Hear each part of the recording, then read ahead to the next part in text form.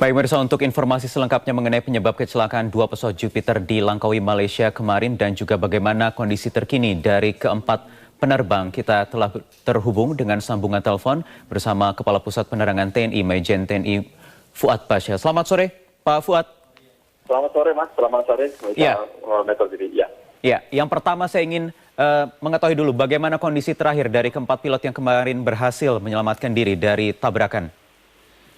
Ya, kondisinya cukup baik ya, tidak ada masalah, jadi masih bagus, tidak ada sesuatu yang prinsip ya, kalau hanya sekedar cedera ringan, saya kira sesuatu wajar saja, karena kebetulan juga baru loncat mendadak dari pesawat gitu ya, jadi mungkin ada sedikit pegel-pegel bagian leher sama bagian kaki gitu, tapi secara umum kondisinya bagus. Ya. Keempatnya kondisinya cukup baik, begitu Pak Iya, Fuad? bagus. Iya, betul. Sekali lagi saya ingin mengkonfirmasi keempatnya ini adalah siapa saja?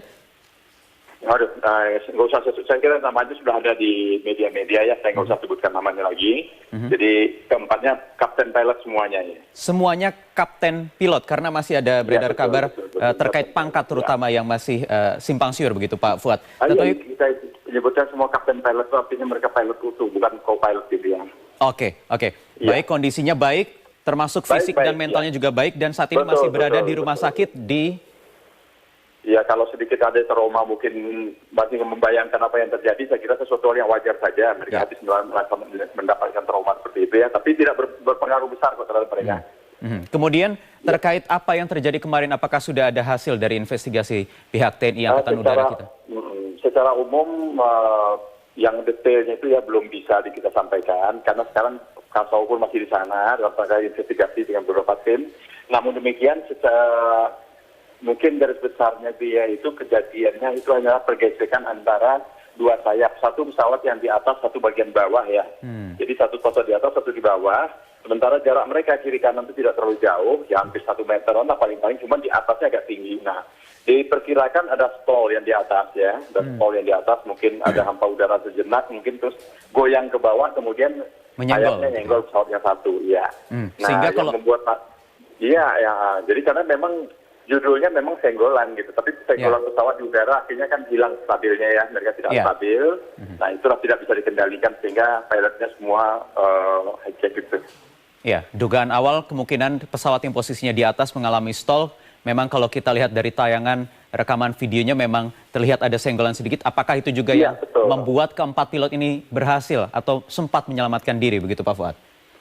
Karena setelah dia menyenggol itu kan tidak langsung jatuh, tidak langsung bakar ya. Pasti tempat mereka mencoba untuk mengendalikan, hanya mungkin karena posisi di udara sudah terlalu kencang seperti itu mereka nggak bisa dikendalikan lagi sehingga mereka masih sempat loncat gitu. Pak Fuad, kemudian berikutnya besok hari Selasa akan dibuka rencananya pameran kedirgantaraan di Langkawi, Malaysia. Terakhir, bagaimana rencana tim Jupiter untuk menghadiri acara pembukaan dan rangkaian seluruh acara pameran? Ya, sebenarnya tim sendiri pengen melanjutkan kegiatan itu. Sebenarnya secara fisik dan mental, tim yang masih ada, yang 6 pesawat masih siap. Namun ada beberapa pertimbangan sehingga mereka kemungkinan tidak diikutkan. Pertimbangan pertama mungkin faktor psikologis ya. Karena kondisi seperti itu, habis ada kecelakaan, jangan sampai berpengaruh terhadap yang lainnya. Kemudian yang kedua, mereka ini kan berupa tim. Latihan berupa tim, membentuk suatu manuver-manuver kegiatan itu berupa tim.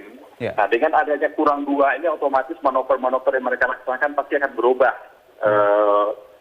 Manuvernya akan berubah gitu. Nah, perubahan ini sendiri kan tidak bisa langsung diganti begitu saja. Itu harus ada latihan lagi. Sementara gladi bersih sudah kemarin, tak ada lagi waktu untuk latihan. Sehingga dengan dasar itu Panglima TNI memerintahkan untuk segera kembali ke Indonesia, dipersiapkan segala sesuatunya, apabila sudah selesai nanti segera kembali gitu.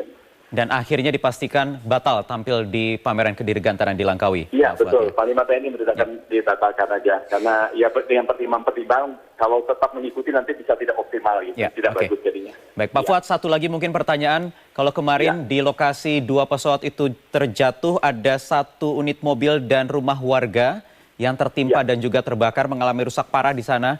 Apa kemudian langkah yang diambil oleh pihak TNI kita, Angkatan Udara? Ya, kalau kita kan masih konsentrasi untuk mengurusi awak kita ya. Sementara ini kegiatan mereka di sana kan kegiatan yang undangan dari pemerintah Malaysia. Dan ada suatu event organizer yang melaksanakan kegiatan ini.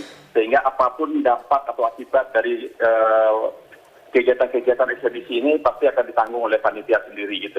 Karena nggak mungkin kita juga ikut mengurus itu sementara kondisi